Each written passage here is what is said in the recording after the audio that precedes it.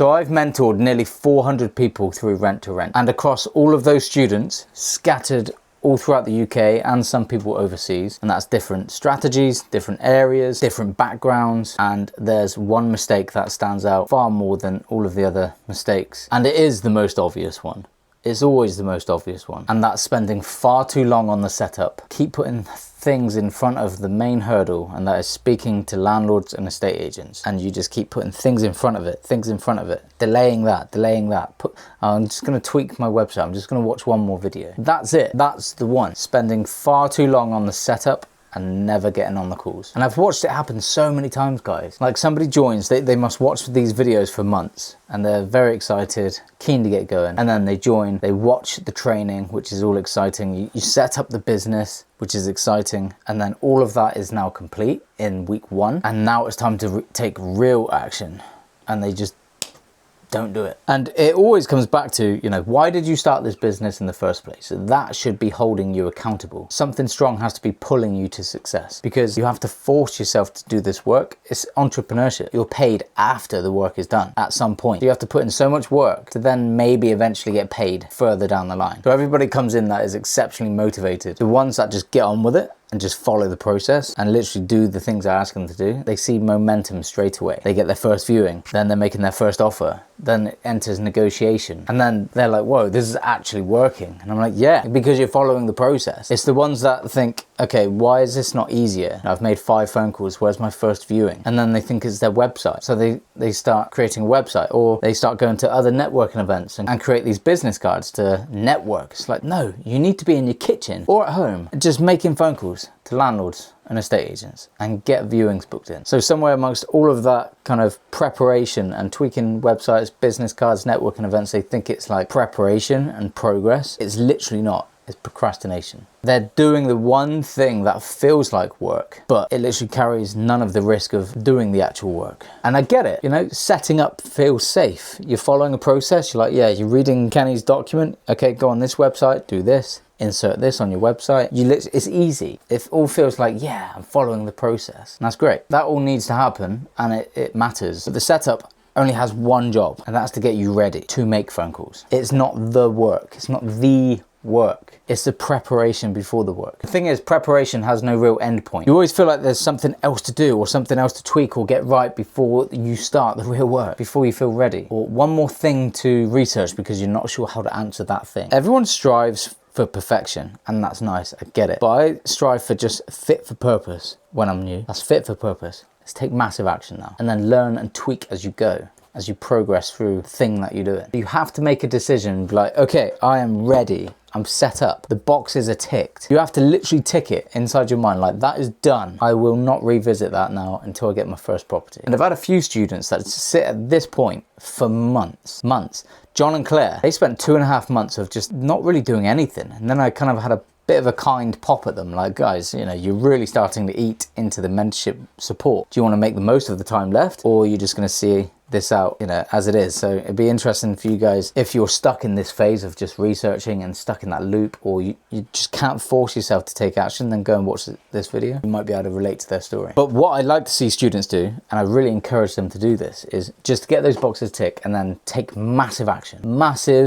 You want your first viewing booked in, because then you've got something to work with. You've got something to use the training against. Like, okay, we're going to go on the viewing, we're going to follow the process, then we're going to come home, follow that process, make an offer. It might go into negotiation phase, it might flop, but then you're past that hurdle. You've had that experience. You've got an agent that works with company lets, because it's not just one viewing and it flops and you're back to zero. You've got a relationship to build upon. So people don't care about how good a website looks. I do like it when a student sends me a website and I'm like, yeah, well done, good job. You know, they might have spent days doing it, and I'm just like, yeah, good job. The relevant information is in there. Now it's onto the calls. I'm like, my website was dreadful. It was terrible. It just ticked the boxes. And then I was straight into the phone calls, because I know that the work is in speaking to people, speaking to landlords, speaking to estate agents, going on viewings, coming back home, stacking those deals and making offers. Nothing to do with business cards, networking events. Networking events are good, but if you want to build a rent-to-rent portfolio, your best use of time is at home in silence, and just find these deals. And the way I was looking at it is, when I was new, is I was on a Zoom call. I was inside a mentorship, a Zoom call full of all of these other people doing rent to rent. A class, they are your competitors. So the way I looked at it is like, okay, none of you are going to work harder than me. And that's not from an arrogant standpoint. That's me convincing myself like, I will win. I need to win. I have to work so hard. So I use them as healthy competition, because every week of over preparing is another week that your competition is moving forward, is progressing. Because there will be rent-to-renters in your area right now making phone calls. And I bet some of them are less prepared than you are. Talking to someone this morning, and they have been inside another academy for 9 months and they've done nothing. They've done nothing. They've not even made one phone call. There's always time. You're giving yourself excuses. I get life is busy, but this requires 20 minutes in the morning, 20 minutes in the evening. It doesn't have to be phone calls. You can even send emails. And I guarantee if you go on your screen time on your phone, it will be hours, not minutes on social media. Get out of the habit of doom scrolling and focus on Rightmove, Facebook Marketplace, Gumtree, OpenRent, Zoopla, because that's what your competition is doing. They will get a deal before you. They're doing that work and they're no more competent than you are. This is very simple business model. It's not like trading where you have to learn candles and read charts, and it's not even risky. It's all a calculated risk. You take on a property based on data, not that looks nice, I think I will win. It's like, no, let's find a solid comparable and win that way, because they're doing well, mine would do well. But I get it from the student's point of view. Now, I've been a student, but I hear it from a lot of my students like, yeah, but Kenny, I want to get it right. You only get it right by learning. You do not learn to swim by reading about it. You have to just take action. It might be messy at the start. You're going to get it wrong. You're going to say something you regret. That agent is going to hang up. They're not even going to think about you at the end of the day.